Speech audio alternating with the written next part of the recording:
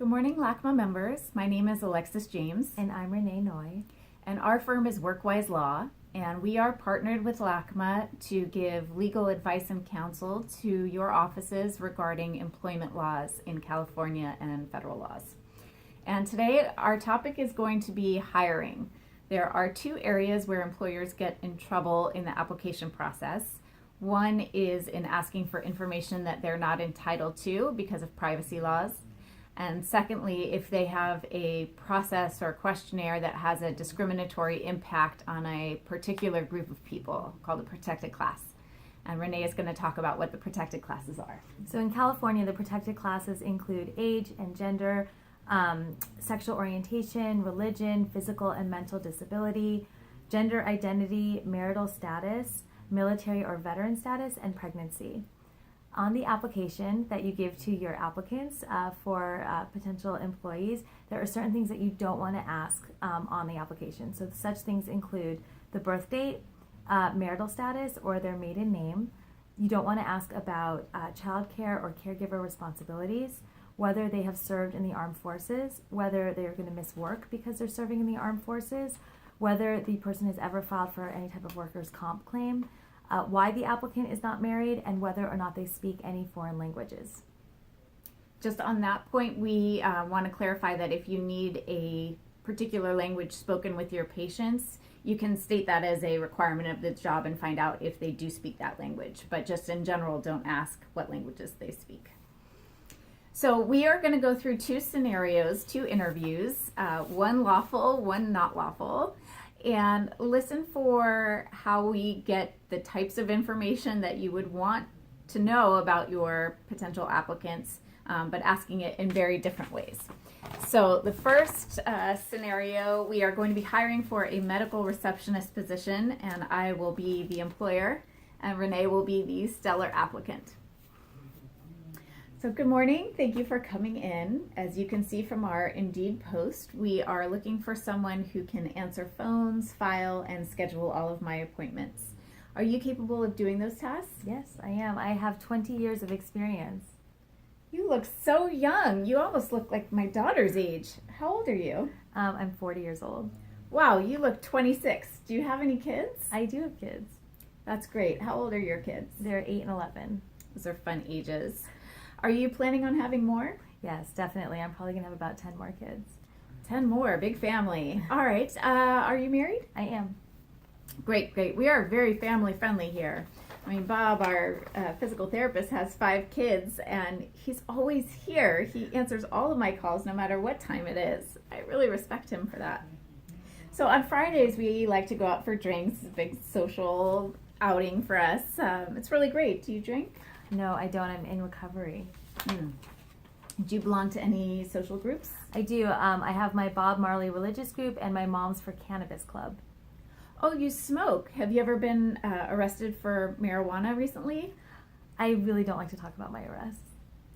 Well, I like to research my employees online. I take it very seriously that you will be interacting with my patients. You don't mind if I get the password to your Facebook and Twitter accounts, do you? I mean, I'll give it to you, but please don't judge me based on my political beliefs. Well, I will call you after my interviews are done. If you don't hear from me, it's probably because we went with a man without kids. No offense. None taken. Now, the second interview, I'm going to be the employer and Alexis will be the applicant. And again, it's for a medical receptionist position. Hi, good morning. Thank you so much for coming in this morning. As you saw from our Indeed post, we're looking for a receptionist. We need somebody to answer phones, file, and schedule all of my appointments. Are you capable of doing that? Yes, I am. And what kind of experience do you have with this work? Well, I worked for a pediatrician's office for 10 years doing a lot of the same things, and I was really good at keeping the frantic parents calm. And what did you enjoy most about that work? I like talking to people, and I'm really organized. So then what was the reason that you left? Well, my husband's job changed, and we moved cities, and the commute was just too long. And have you held any other jobs other than receptionist? Well, yes, I'm a yoga instructor on the side. Our hours here are from 9 o'clock to 5 o'clock. We have 2 10-minute breaks and 1 half-hour lunch. Is there anything that would prevent you from working these types of hours?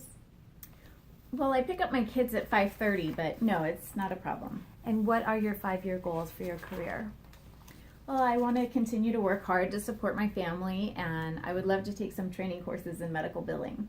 Okay, I'm going to show you the job description for the position. Can you please look it over and let me know if there's anything that you cannot do, that you would need help performing? Well, my doctor says I can't lift more than 75 pounds with my right wrist. Okay, well, we don't have anything that heavy to lift. And if there is something that heavy, there's tons of people in the office that can help you. That's great. Is there anything else that you would like us to know about why you should get the job? Well, I'm a very dedicated employee. I have never been terminated. I show up to work on time, and I never go on social media while I'm working. It's against my ethics. Thank you so much for your time today. We will call you after the interviews have been concluded. So as you can see, these are two interviews getting very similar information but asked in very different ways.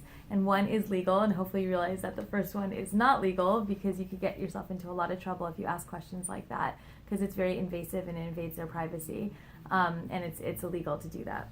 So now the next thing we're going to talk about is social media. So as we said in the interview, we were asking for the social media password, and that is illegal. You're not allowed to ask the password for your applicants for whether it's Facebook or Instagram or any social media outlet like that.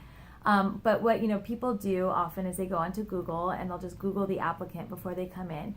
What is important to note is that if you see something on Google about the applicant, like for example, you find a picture of them and you realize that they're a lot older than you anticipated, you didn't realize that this is somebody that's in their late 70s, you thought you were hiring a younger candidate, and you decide that you don't want to interview them for that reason, obviously you can do that, but technically the applicant has a claim against you potentially. It would have to be something where they'd find out that you Googled them, that you saw the picture, and that you made that decision not to interview them based on what you found, and that they realize it's because they're too old. And so the chances of that all happening are very, very slim. But just from a legal standpoint, it's a good thing for you to keep note of, that if you bring somebody in and it looks like you're about to hire them, and then you do some sort of search on them and find information that is not something that is interesting to you, something that would be offensive to your office for any reason, you should be very careful about the way you phrase to them why you're not actually going to hire them or why you're not going to bring them in for a second interview. So that's something that is important to keep note of. And I'm going to talk about a new law that was enacted this year called Ban the Box. The legislature decided that you are no longer allowed to ask if someone has been convicted of a crime on the application itself. You are entitled to certain information about their criminal background, but not at the stage where they're applying for the job or have their interview. The reasoning behind that is they wanted to give people a second chance to gain employment. So you can ask about conviction history in a background check, so long as you've given the applicant a disclosure and gotten their permission to conduct that background check.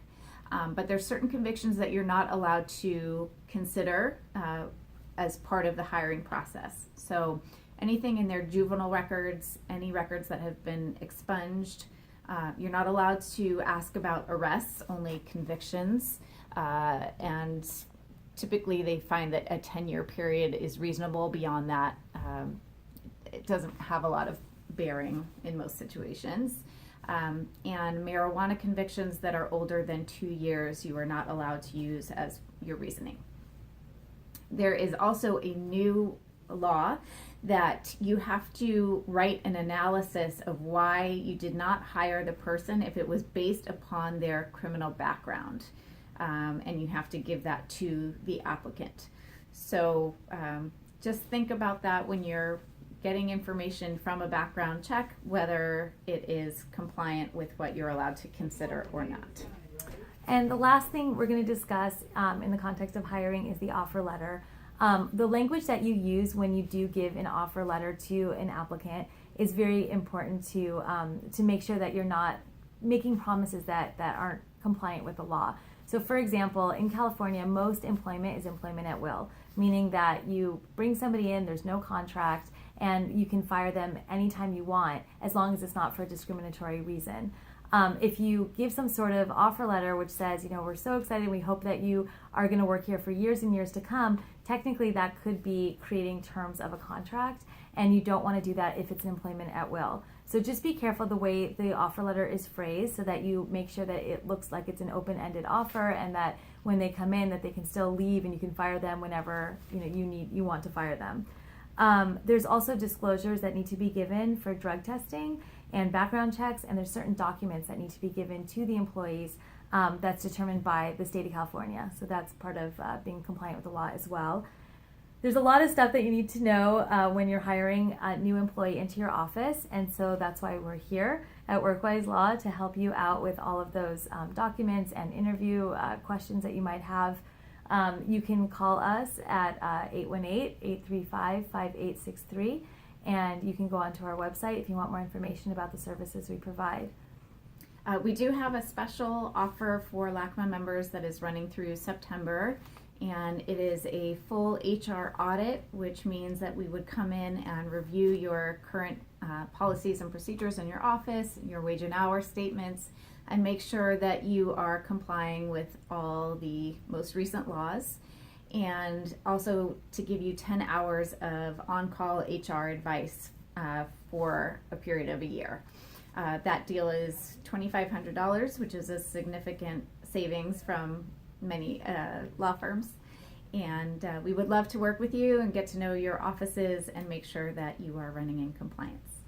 So thank you for listening, and we hope to meet you at a future LACMA event. Bye-bye.